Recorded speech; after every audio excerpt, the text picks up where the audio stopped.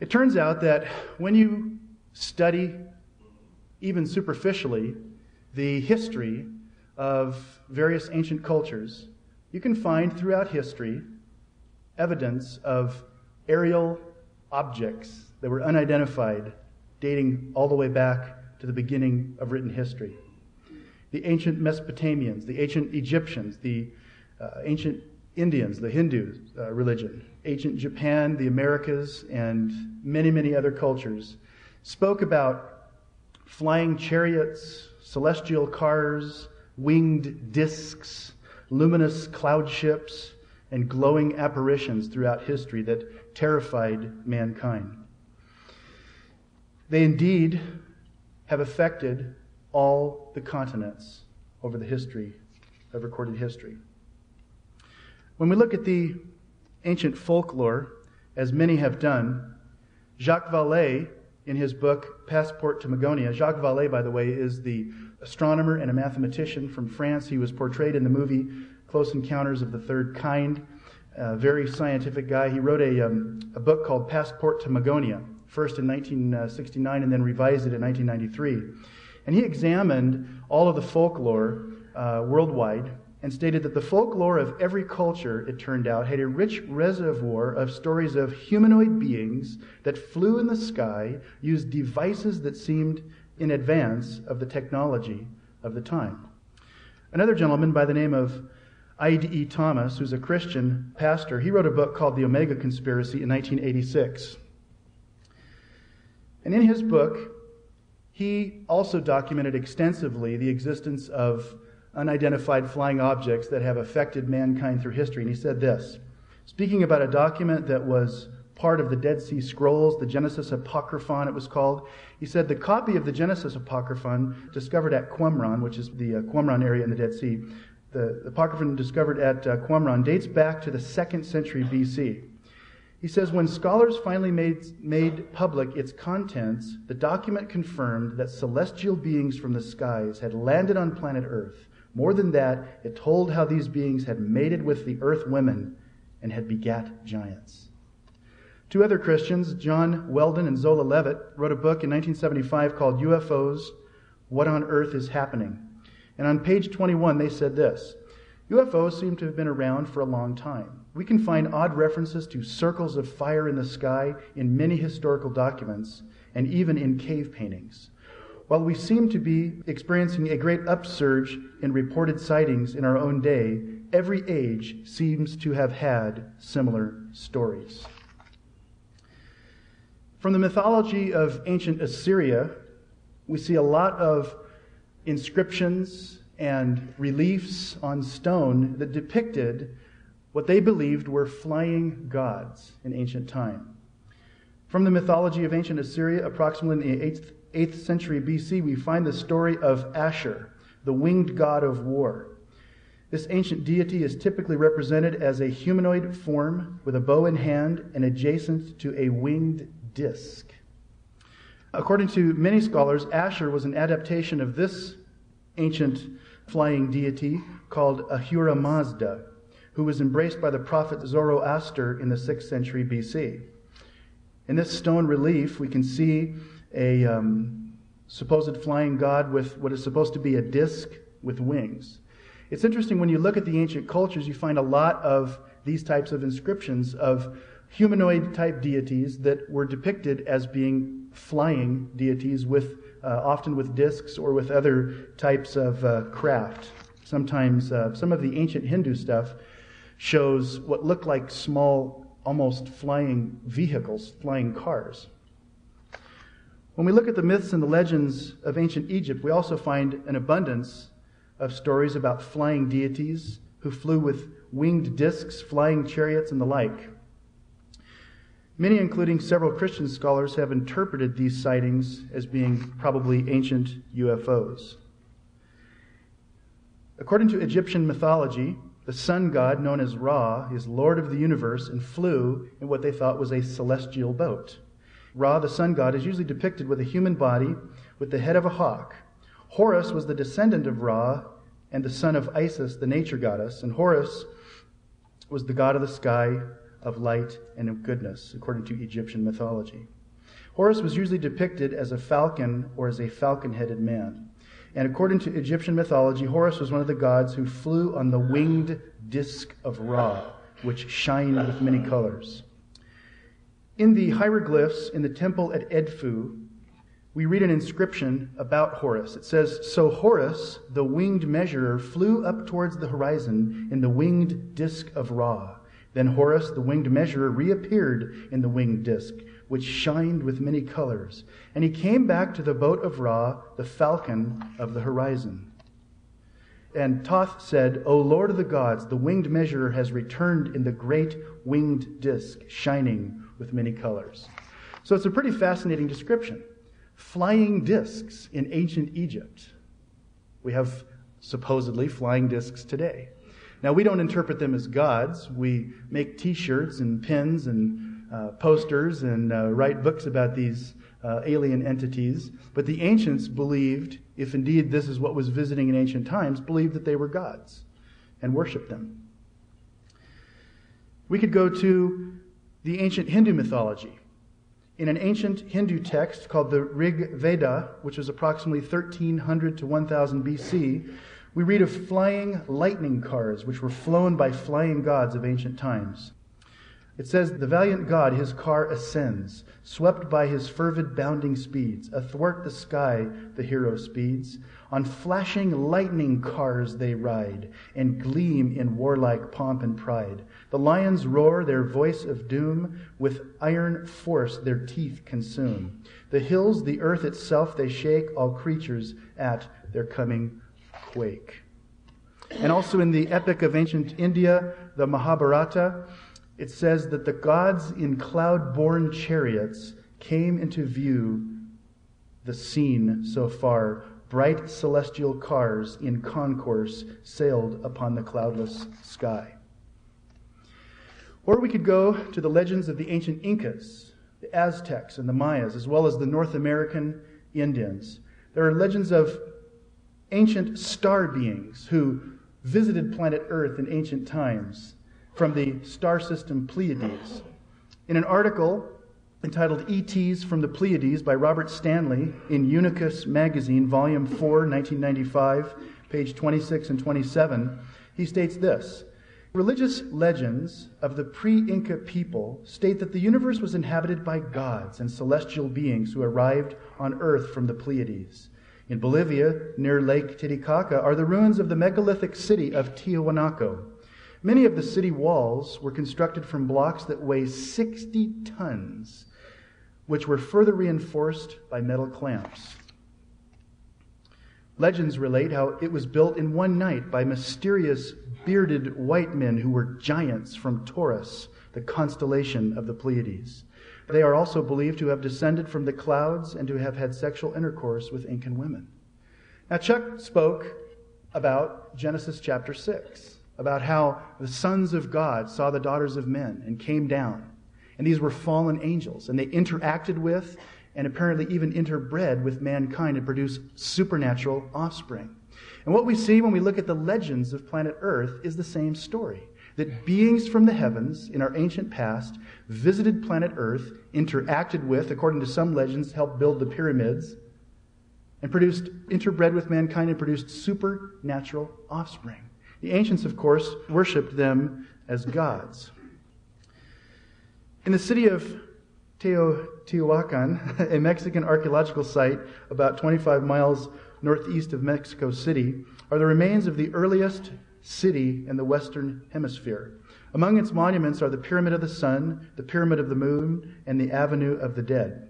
The exact period of its construction is not known. The majority of scholars believe that it flourished around 200 BC, and some believe it may have been built as early as 4000 BC. When the Aztecs arrived in the 12th century AD, the city was already in ruins. The identity of the builders of this city, the largest city in the pre-Columbian era, is a complete mystery to this day.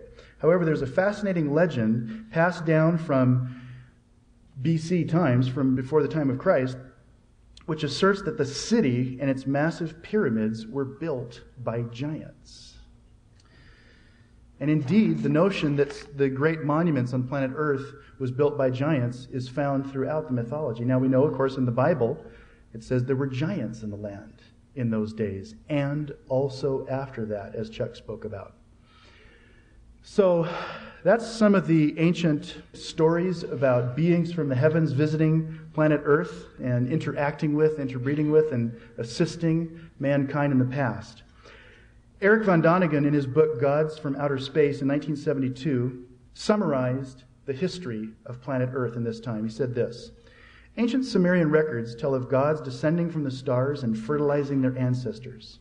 This interbreeding of gods from heaven and women from earth is supposed to have produced the first men upon the earth.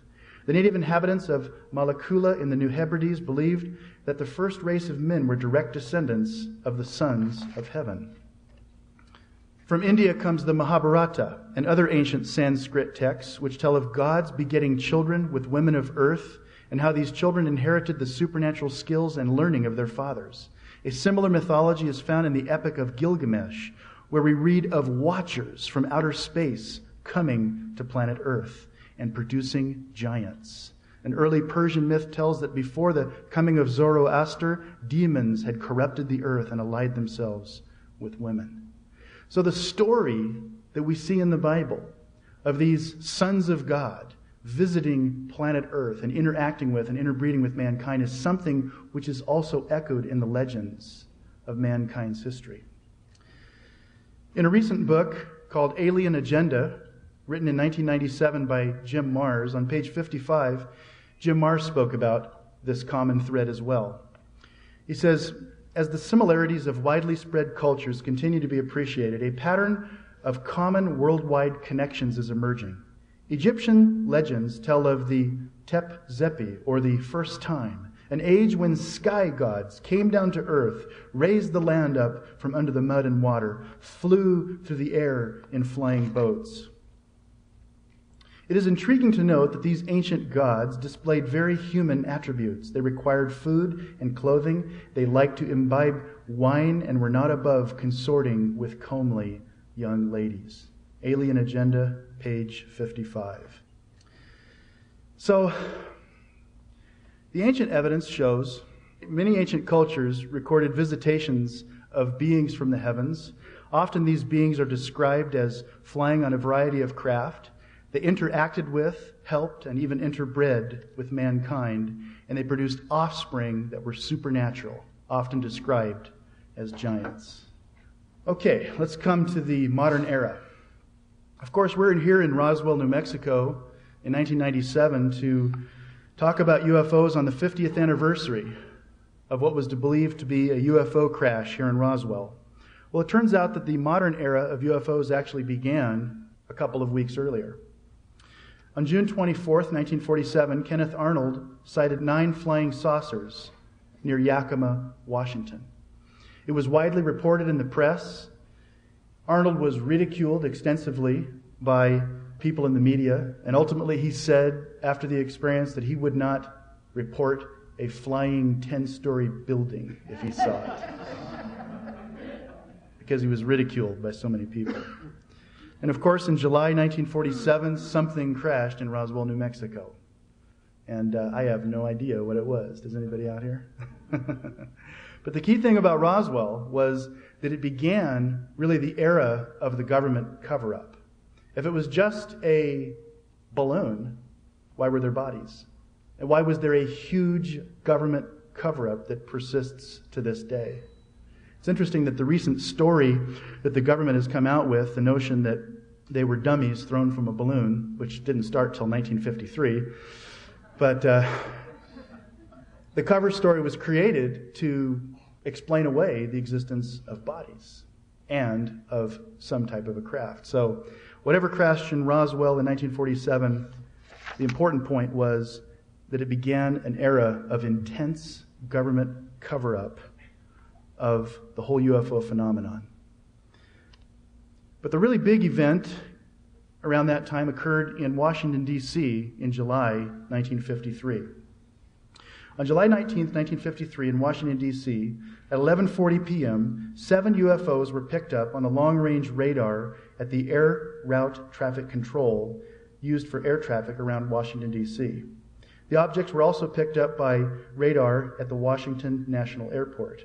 The encounter was fully documented by Edward Ruppelt, the former director of Project Blue Book. Shortly after detection, 2 of the objects streaked away at approximately 7,000 miles per hour, a speed completely impossible for craft at that time. The air traffic controllers at both sites confirmed not only the existence of the UFOs, but their rapid disappearance as well. Several times throughout the night, commercial pilots confirmed the targets as unusual lights. The following weekend, on July 26th at 10:30 p.m., controllers at the Washington National Airport detected slow-moving UFOs traveling towards Andrews Air Force Base. 1 hour later, at approximately 11:30 p.m., officials at the nearby Newcastle County Air Force Base in Delaware dispatched 2 F-94 jet interceptors. Visual and radar contact was made, and the story was big news in Washington, D.C., but ultimately they did not identify the nature of these craft. The Washington Times-Herald, July 20th, 1953, the headline says, "Jets alerted for saucers. Interceptors chase lights in D.C. skies." In the Washington Post, "Fiery objects outrun jets over the Capitol." In the Evening Star, "Experts push studies as objects in skies are reported again. Air Force experts," the subtitle says, "continue their investigation." So obviously something really big happened, and they never explained it. It was quietly ignored and covered up by the government. Although they did have a press conference, there was a press conference that was held initially, and they tried to explain away the Washington lights, these UFOs that were disc-like craft traveling 7,000 miles an hour. They tried to explain them away as a weather phenomenon. Only problem is there aren't any clouds that I know of that can travel 7,000 miles an hour. People that were in the control room, however, did report that indeed the signals sent back by the radar equipment could not have been due to a weather inversion or clouds or storms or anything. In 1961, the Brookings Institute gave a report on a study that was commissioned by NASA a couple years earlier. The Brookings Institute was asked by NASA to examine the effect of the discovery of extraterrestrial entities, intelligent extraterrestrial life in the universe. And the Brookings Institute, looking at the makeup of America at that time, came back with their recommendation in 1961 stating that if NASA discovered evidence of highly evolved extraterrestrials anywhere, they should not release the information because they said it would cause the collapse of society. People would freak, basically, is what they said. I'm just hitting the highlights of some of the current events. One of the best documented events in the history, probably the best documented UFO event in history, started in Mexico City on July 11th, 1991. This was the day that the total eclipse of the sun occurred over central Mexico. On that day, 17 individuals, independently in several different cities, videotaped and or photographed UFOs below the blacked out sun. Most of the people didn't realize they saw it until after they played their tapes back. The tapes had been widely broadcast in Mexico on the media. The Mexican equivalent of 60 minutes, called 60 Minutos, catchy name, did stories on the events and have continued to do some stories. Jaime Maussan, who is one of the producers and directors of 60 Minutes, has done a number of stories on the UFOs over Mexico City. The really big event in Mexico City occurred on January 1st of 1993. New Year's Day at high noon, starting at about 2:51 in the afternoon and ending at 6 p.m. in the afternoon, a series of 3 to 4 silvery UFOs were photographed, videotaped over the skies of Mexico City. I believe Mexico City is the biggest city in the world, is it not? Population-wise, I believe it is. Midday, daylight discs floating and dancing, doing aerial acrobatics over the city. Television stations interrupted regular programming to show the event. People exited their cars on the main street in Mexico City and stood and stared at the objects. The newspapers reported the next day headlines with photographs of people standing in the streets looking at the UFOs, people exiting their cars, policemen, military personnel, exiting their cars, standing there staring at silvery discs which hovered over the central portion of Mexico City on January 1st, 1993. And yet, did we hear about it here in this country? No, not a thing. Absolute silence. It was covered by radio stations and television stations for days. It was the talk of the town. In fact, people state that UFO sightings have become so common in Mexico that the people yawn. I mean, it's like, oh, another UFO. Pass the burrito, honey, People are not impressed anymore, Honey, did you see the alien beam ship hovering over the backyard? Yeah, I did. No big deal, So UFOs have been incredibly prominent in the skies over Mexico City. Videotaped by dozens and dozens of people that day, videotaped by television stations, who even, as I mentioned, interrupted their events that day. How's that for a... Oy vey! In Spanish, right? The event lasted approximately 4 to 5 hours, and yet was not reported in the United States, except on sort of the alternate media sources. We could go to the testimony of the astronauts. It turns out that there are 13 astronauts at least who have publicly stated or have written that they believe and or have seen UFOs. One of them, Ed Mitchell, in April 1996, was interviewed on Dateline in BC. He stated that he believed in UFOs, and he believed that the U.S. government covered up the Roswell incident. In the interview, he said, "I have no first-hand experience, but I have had the opportunity to meet with people from 3 countries who, in the course of their official duties, claim to have had personal first-hand encounter experiences with extraterrestrials. I'm convinced there's life throughout the universe. It's just a question of how developed." Gordon Cooper, also a very famous astronaut, met with United Nations officials in 1978 in a subcommittee. He wrote a letter to the United Nations stating that he believed that UFOs were real, and he encouraged them to fund research into the topic because he felt it was potentially a threat to the country. Brian O'Leary, who was one of the astronauts that was scheduled to be in the Mars mission, ultimately that was canceled. He also has written extensively about his beliefs on UFOs, and John Blaha as well. In fact, John Blaha, who was the commander of the Space Shuttle Discovery on March 24th, 1989, was picked up on a secret ham radio channel, and I believe this is on Chuck's tape, Return of the Nephilim, and on the audio set that I have as well. He stated, after seeing something, "Houston, this is Discovery. We still have the alien spacecraft under observance." Now, NASA, of course, when this got out, said, well, he wasn't talking about, a UFO. He was talking about the Russian space station or something like that. But they don't call the Russian space station an alien vessel, okay, an alien spacecraft. So they deny that he was speaking about a UFO. But indeed, many NASA astronauts have seen UFOs. In June 1996, the Japanese government announced that they were going to fund a UFO museum with what they said were artifacts of UFOs. And of course, on August 6, 1996, NASA announced that there is evidence of extraterrestrial life, microscopic extraterrestrial life on the planet Mars, which was found, they claimed, in a meteorite. In the last year, there's been a lot of activity that has happened with regards to that meteorite story. In fact, many places, University of California, San Diego, University of Hawaii, and others have stated that the evidence that they found is insignificant and does not indicate evidence of life. It was probably a contamination. The debate continues, though, today.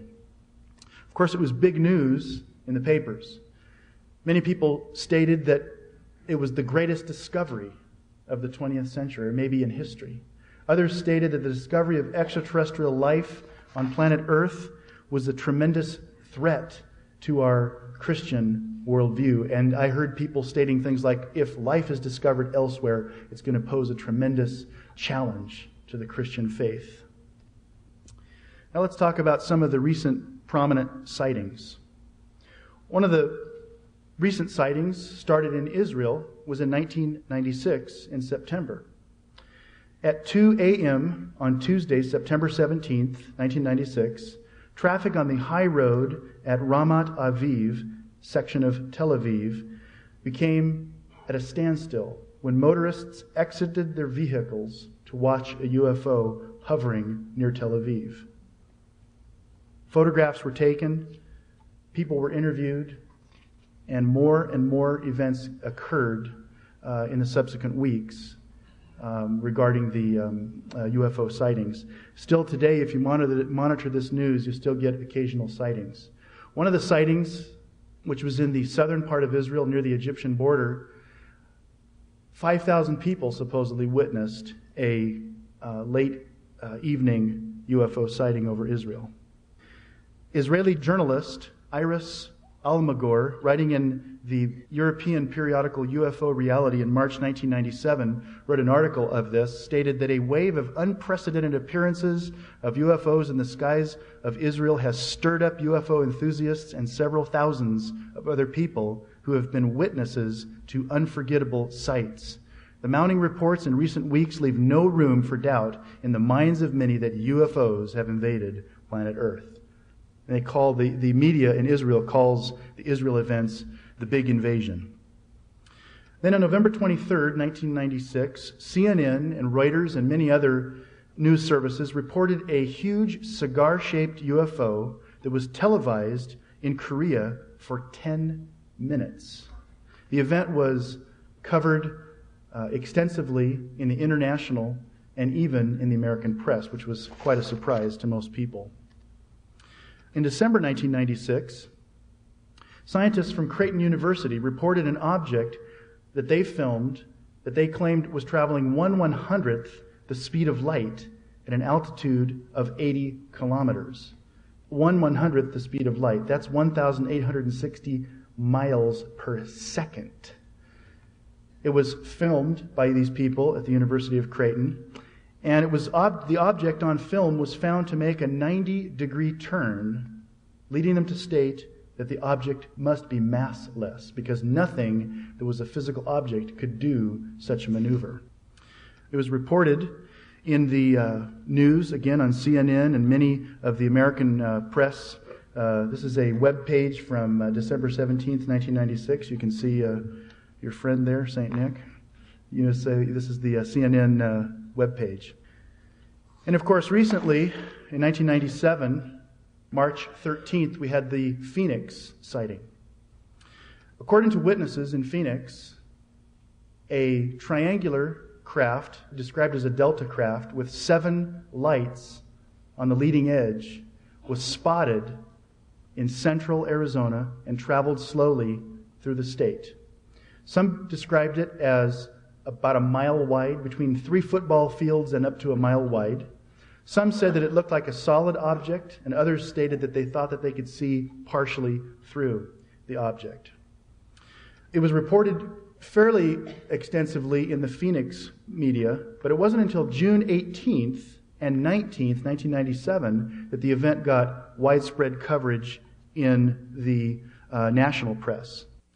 On the morning of June 18th, 1997, Richard Price, a writer for USA Today, wrote an article which was on the front page of USA Today about the event. And he said this: "Something happened in the skies over Arizona on the night of March 13th. No one is sure what it was, but thousands saw it, dozens videotaped it, and people all over the state are still haunted by it. Witnesses generally agree on 3 things. First, it was enormous. The most conservative estimate describes it as 3 football fields long. Computer analysis of the tapes put it at 6,000 feet, or more than a mile. Second, it made no sound. And third, it moved slowly over Phoenix cruising at 30 miles per hour. Several times it hovered in place in the sky.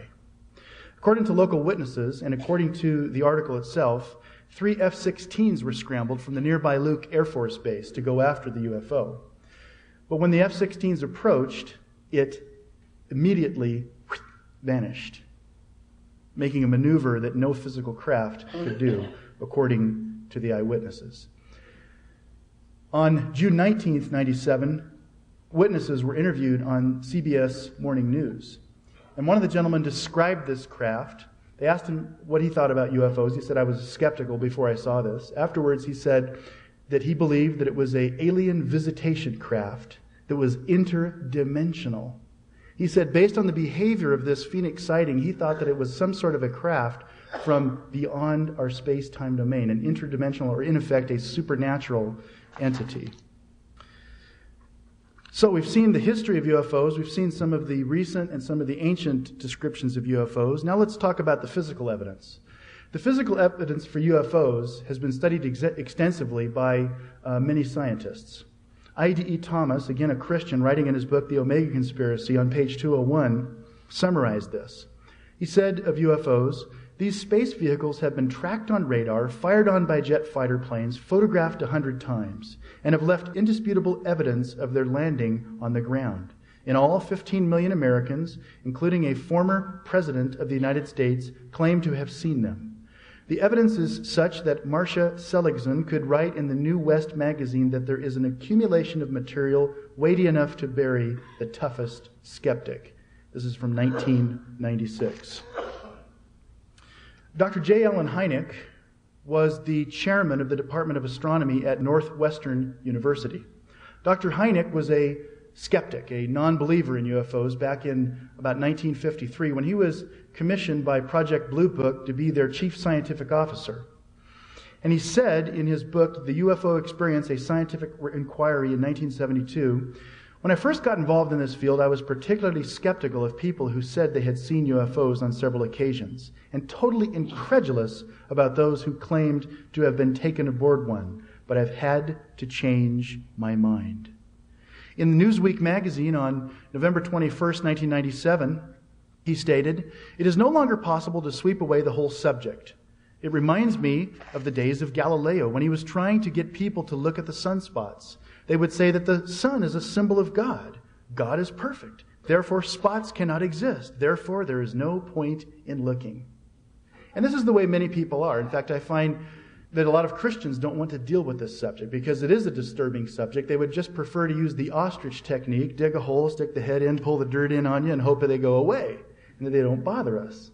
But many people that have studied it, and I'm not talking about strange, weird people running around with Spock ears, doing a Klingon handshake, saying, "May the Force be with you," okay? I'm talking about scientists, very well-educated scientists have studied it extensively and have indeed concluded that UFOs are indeed a real phenomenon. Now, during the 40s and 50s, the majority of people believed that UFOs were simply nuts and bolts craft from another planet, another star system. That was the prevailing view. But in the last couple of decades, the scientists that have taken a real serious look at the UFO phenomenon have come to a rather startling conclusion. They have noticed that UFOs behave in ways that cannot be explained if these were physical ships.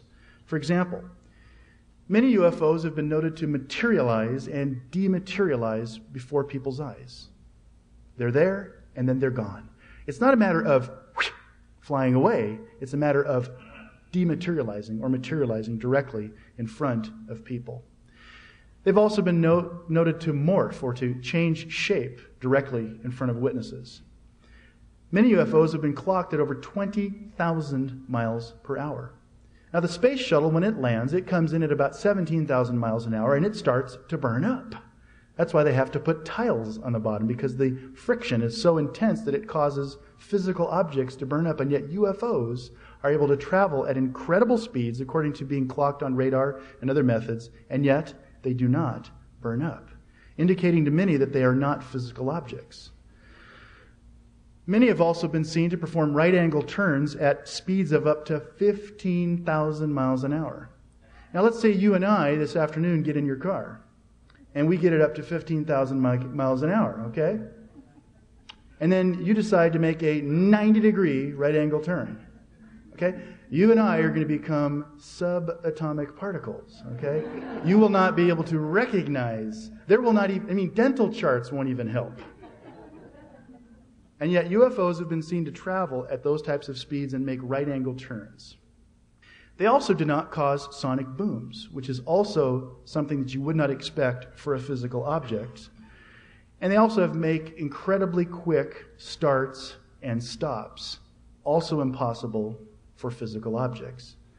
If you and I were traveling 65 miles an hour and we made a stop and went from 65 to 0 in, say, 3 feet, we would be dead.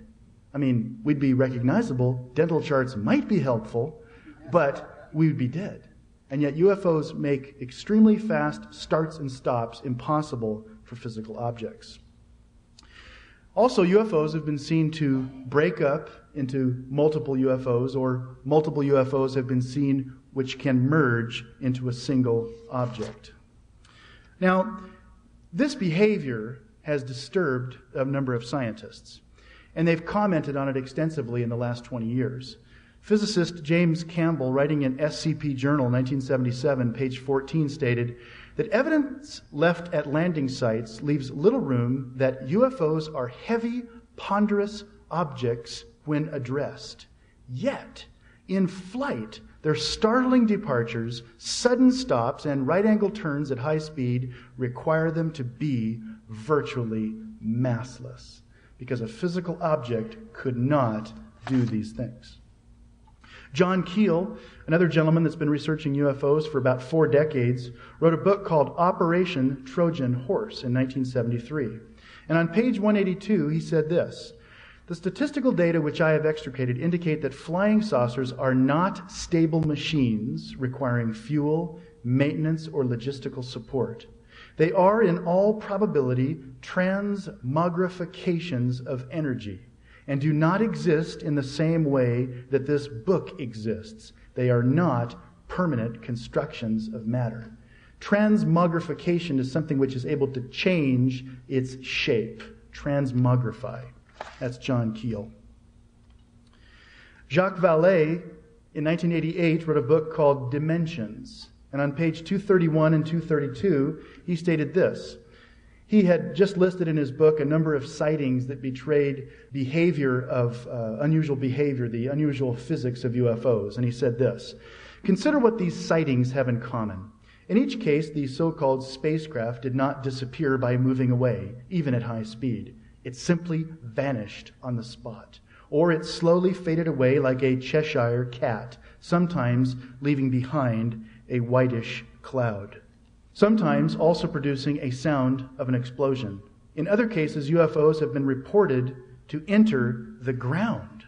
I hardly need to point out that this behavior is contrary to what physical objects do and quite impossible to duplicate with our current spacecraft technology." Jacques Vallée in 1988. Physicist Jacques Lemaitre, writing in Flying Saucer Review, volume 15, on page 23, also talked about the unusual physics of UFOs. He said, "We can consequently conclude that it is impossible to interpret the UFO phenomenon in terms of material spaceships as we conceive of the latter. That is, in terms of manufactured, self-propelled machines retaining their material nature and their mechanical structure to travel from one solar system to another by traversing the distance separating these systems in the Einsteinian continuum." He means space. In other words, these are not physical craft coming here from another planet somewhere. They are behaving like supernatural or interdimensional phenomenon. J. Allen Hynek, again the head of astronomy at Northwestern University, wrote a book called UFO Report, August 1976. I'm sorry, no, this is a periodical, UFO Report, August 1976. And he said this, speaking about the superphysics of UFOs. He said, "Another peculiarity is the alleged ability of certain UFOs to dematerialize. There are quite a few reported instances where 2 distinctly different UFOs hovering in clear sky will converge and eventually merge into one object. So he's speaking about their ability to merge and their ability to materialize and dematerialize. Now, J. Allen Hynek, again, was a skeptic. He did not believe in UFOs. He thought they were the realm of the lunatic fringe when he started studying this phenomenon. And Jacques Vallée sums it up in his book Dimensions in 1988 on page 252 and 253. He asks this question: if they are not spacecraft, what else could UFOs be? What research framework can account for the physical effects, for the impact on society, for the appearance of the occupants, and for the seemingly absurd, dreamlike elements of their behavior? How can we explain that the phenomenon makes itself obvious in rural populations, but avoids overt contact, choosing instead to deliver its message in bizarre abductions, in highly strange incidents? The theory that suggests itself as we analyze and reanalyze the forces at play goes beyond the notion that these are simply technological vehicles produced by an advanced race on another planet. Instead, I believe that the UFO phenomenon represents evidence for other dimensions beyond space-time. The UFOs may not come from ordinary space, but from a multiverse, which is all around us, and of which we have stubbornly refused to consider the disturbing reality in spite of the evidence available to us for centuries. Such a theory is required in order to explain both the modern cases and the Chronicles of Magonia. Chronicles of Magonia is the stories of all of these things that occurred in ancient history that he recorded in his book, Passport to Magonia. He says the abductions and the psychic component. He says that such a theory is required in order to explain both the modern cases and the Chronicles of Magonia, the abductions and the psychic component. I believe that there is a system around us that transcends time and it transcends space. Other researchers have reached the same conclusion.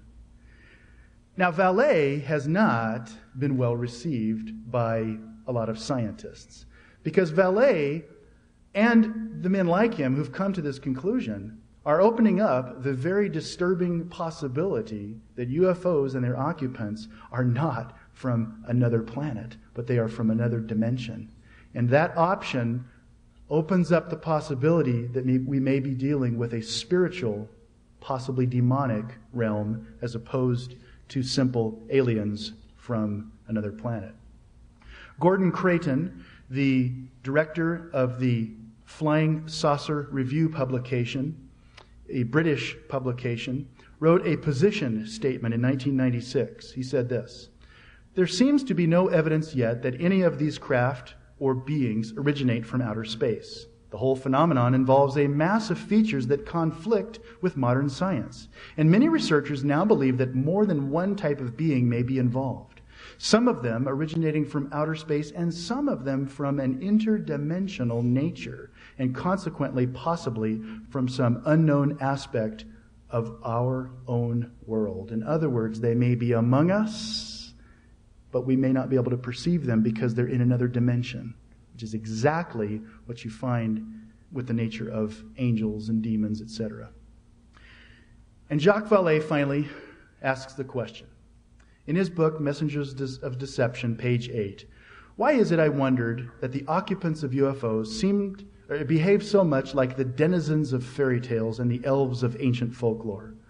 Why is the picture we can form of their world so much closer to the medieval concept of Magonia, the magical land above the clouds, than to a description of an extraterrestrial planetary environment?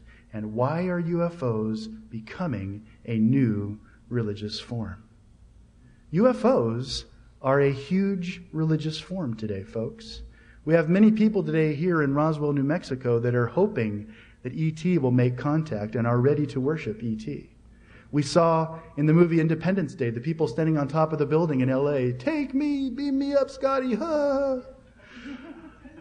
On January 6th, 1997, an Israeli psychic announced to her followers that UFOs, that aliens were going to make contact in Israel. I believe near Haifa or Tel Aviv, one or the other. And she encouraged her followers to come out at night. And they came out, thousands of people, it was reported in the news, stood and waited all night for E.T. to come down. They had placards, and they were in Hebrew, take me home, beam me up, And they stood out there all night waiting to receive these entities. They never came. A plane flew over at one point. When they saw the lights, people started getting worked up into a frenzy. When they realized it was just a plane, they started crying. But the point is, people are willing and excited about meeting these ETs. They're viewed as our saviors. They've fixed, they have solved, they have conquered the kinds of problems that mankind has faced. And if we could only get their knowledge, they can save us from our predicaments. And Jacques Vallée has indeed asked the question, why is it that UFOs are becoming a new religious form?